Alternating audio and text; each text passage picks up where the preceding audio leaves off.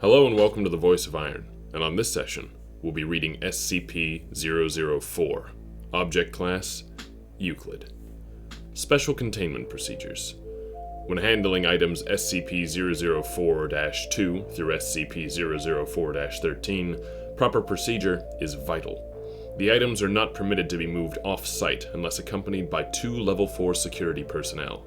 Under no circumstances should any other component of SCP-004 be taken through SCP-004-1.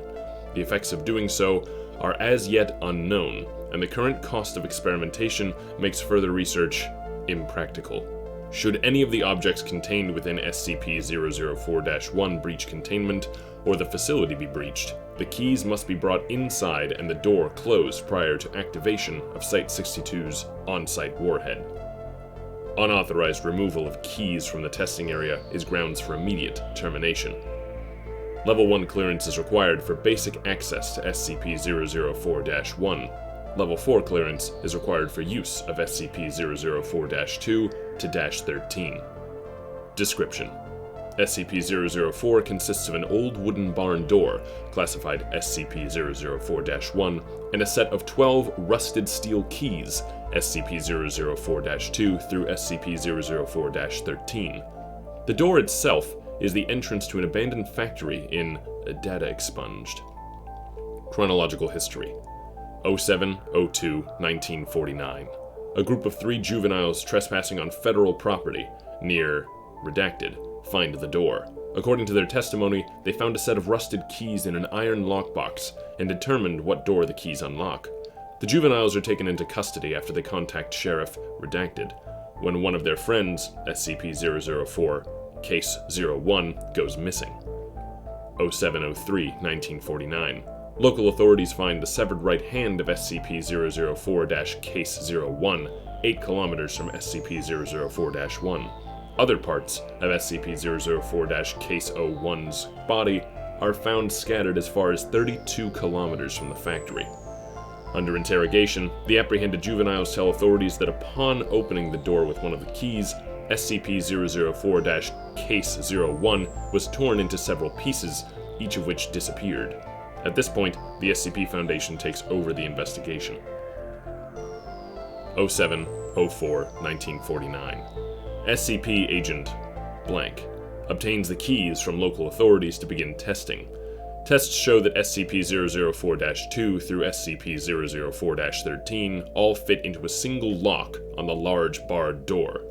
12 Class D personnel are assigned to test the effects of the door.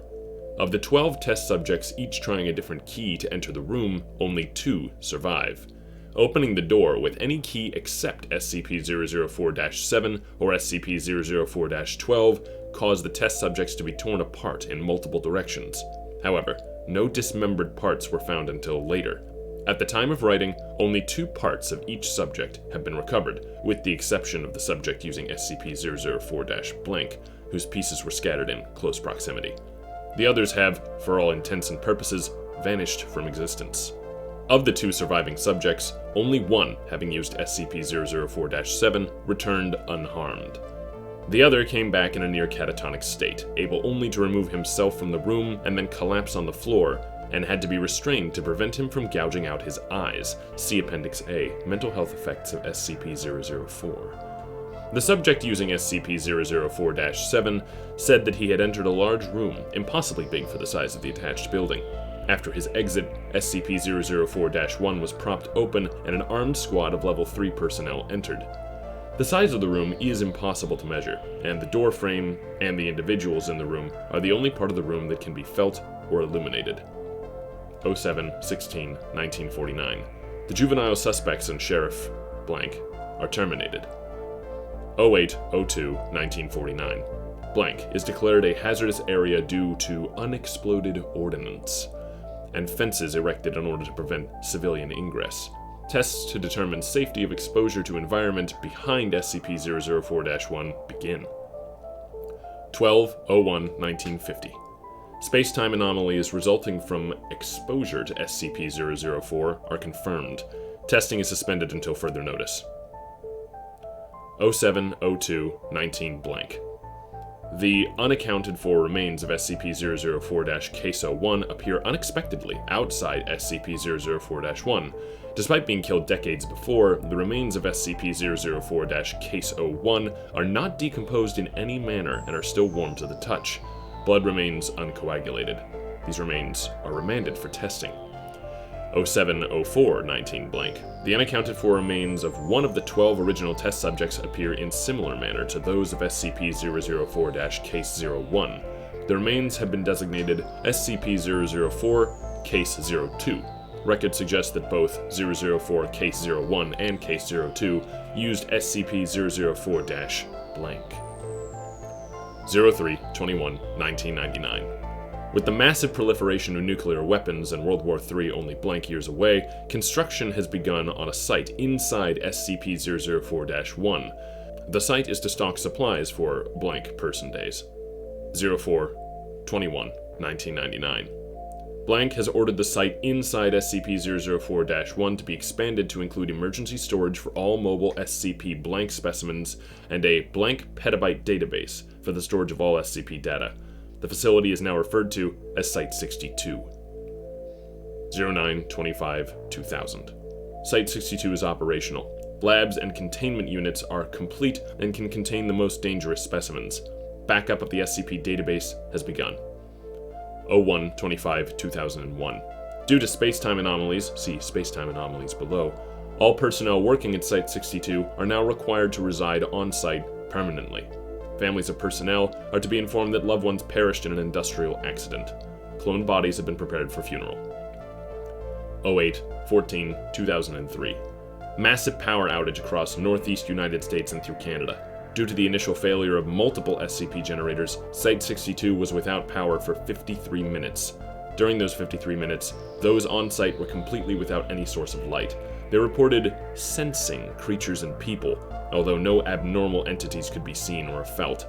Selected facility personnel were allowed to read blank, Appendix A, and said the creatures sensed were of humanoid size and otherwise similar to the massive green creature described.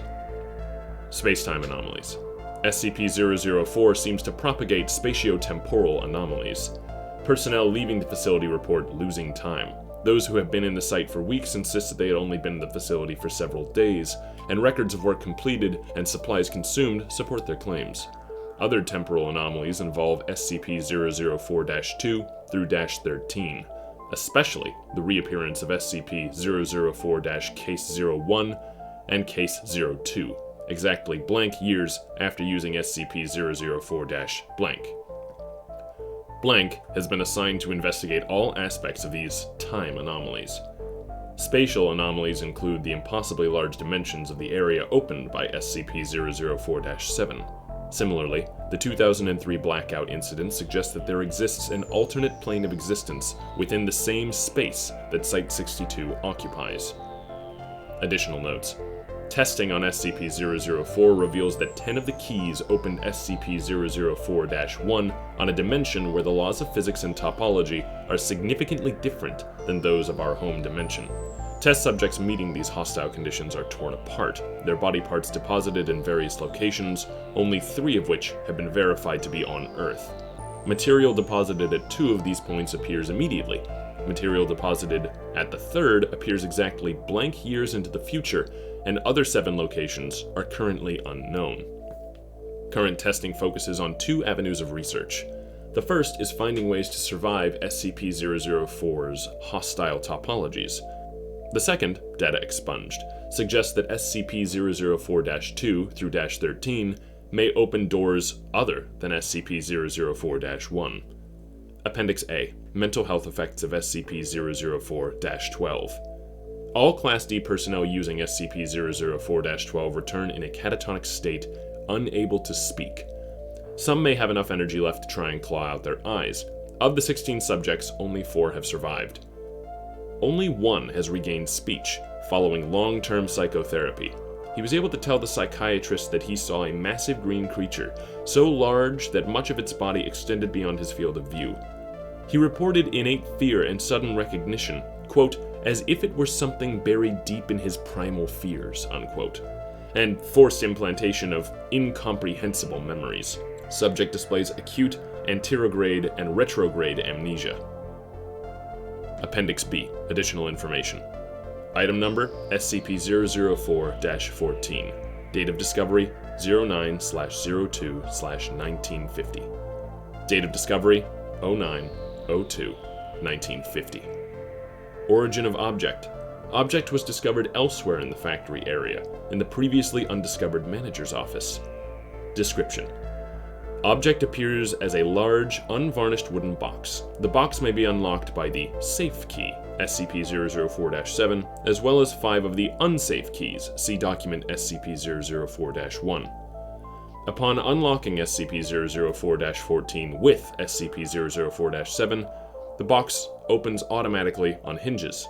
The volume of the space inside is precisely 5 times greater than the outer dimensions imply. Items placed within while the lid remains open do not affect the weight or any other properties of the box. When the lid is closed and locked, however, all items inside vanish irretrievably. Personnel locked inside the box are also irretrievable, although losing personnel in this fashion appears to affect significantly the dreams experienced by data expunged.